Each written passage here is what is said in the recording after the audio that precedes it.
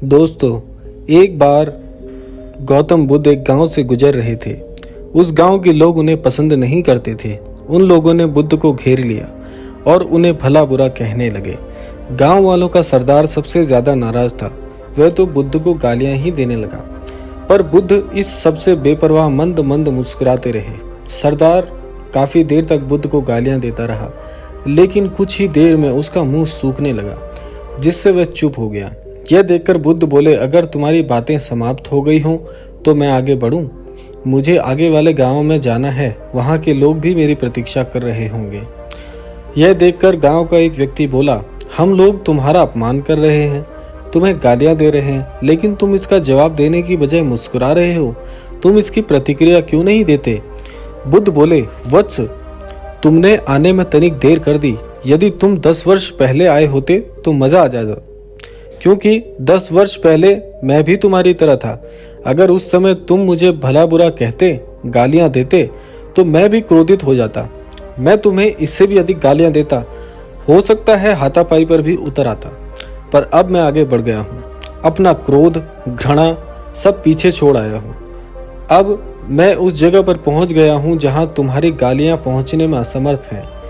तुमने मुझे गालियां दी, यह तुम्हारी भावना है, लेकिन तुम्हारी ये भावना मुझ तक पहुंच ही नहीं रही है। मैं इसे अवशोषित तभी कर पाऊंगा जब मैं इसमें भागीदार हो जाऊंगा, जब मैं इन्हें स्वीकार कर लूंगा। लेकिन मैं तुम्हारी इस क्रिया से निरपेक्ष हूं, इससे बहुत दूर हूं, इसीलिए मैं अब भी पहले की तरह शांत हूं। यह सुनकर सरदार बोला, अरे ऐसे कैसे हो सकता है? मैंने तो तुम्हें गालियां दी हैं और पूरे गांव वालों के सामने दी हैं, फिर उसे लेने या ना लेने का क्या मतलब है? बुद्ध बोले, वत्स, कल मैं एक गांव में गया था। वहां के लोग ने मेरा प्रवचन सुना, वे बहुत प्रसन्न हुए।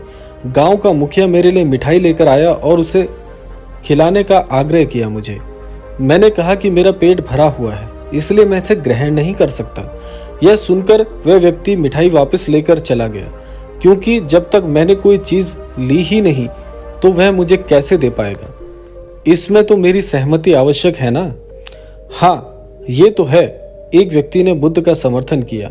बुद्ध ने पुनः पूछा, जब मैंने मिठाई लेने से मना कर दिया तो उन लोगों ने उसका क्या किया होगा?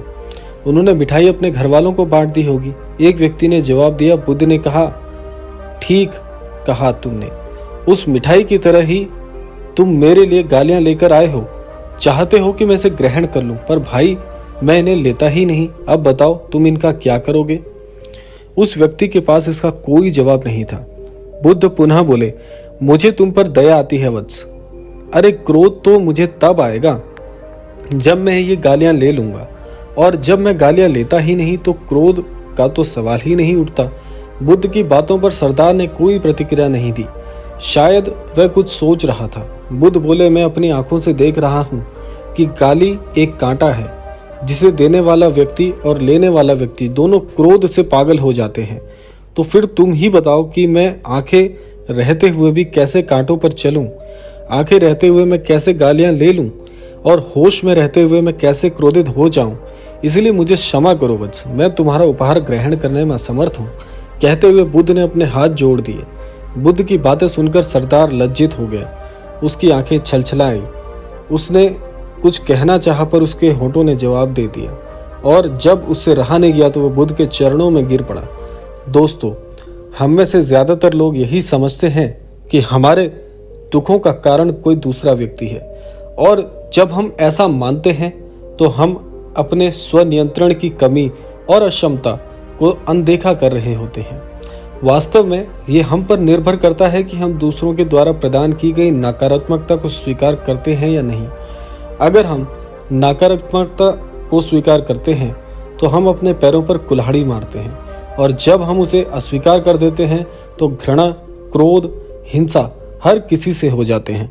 तो इसलिए जब ईश्वर ने इतना विवेकी हमें बनाया है, इतना बुद्धिमान हमें बनाया है, और मनुष्य तो ईश्वर की सबसे उत्कृष्ट कृति है, तो मनुष्य होकर, इतना बुद्धिमान होकर, इतना नियंत्रण प्राप्त होने के बावजूद भी यदि हम जानवरों की भांति व्यवहार करना शुरू कर दें तो हमारे इस जीवन का क्या लाभ?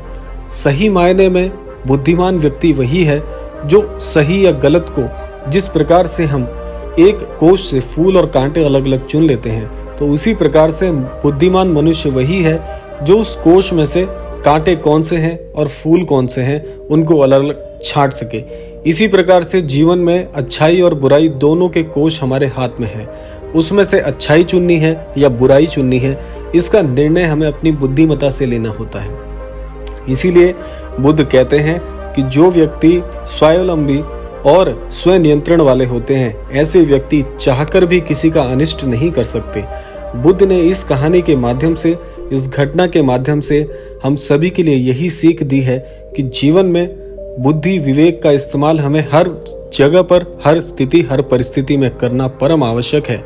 यदि बुद्धिमान होने के बावजूद भी उस बुद्धि का उपयोग नहीं किया जाता तो ऐसे बुद्धिमान व्यक्ति भी मूर्खों की भांति समझे जाते हैं। इस कहानी के माध्यम से आपके जीवन में यह सीख अवश्य जुड़नी चाहिए कि जीवन में बुराई का अंत हम केवल अपनी बुद्धिमत्ता से कर सकते हैं, क्योंकि क्रोध के आवेश में आकर बुद्धिमान व्यक्ति भी अपनी बुद्धि और विवेक को जब खो देते हैं तो उनसे भी मूर्खों जैसे गलत कार्य हो जाते हैं। तो यह था आज का अद्भुत क्रमांक। आशा करते हैं इस कथा के माध्यम से, इस घटना के माध्यम से आपके जीवन में कुछ महत्वता अवश्य जुड़ेगी और भगवान बुद्ध का आशीर्वाद सदैव आपकी रक्षा करेगा। इसी कामना के साथ विदा लेते हैं। मिलते हैं अगली किसी कथा के साथ में। तब तक के लिए बहुत बहुत धन्यवाद।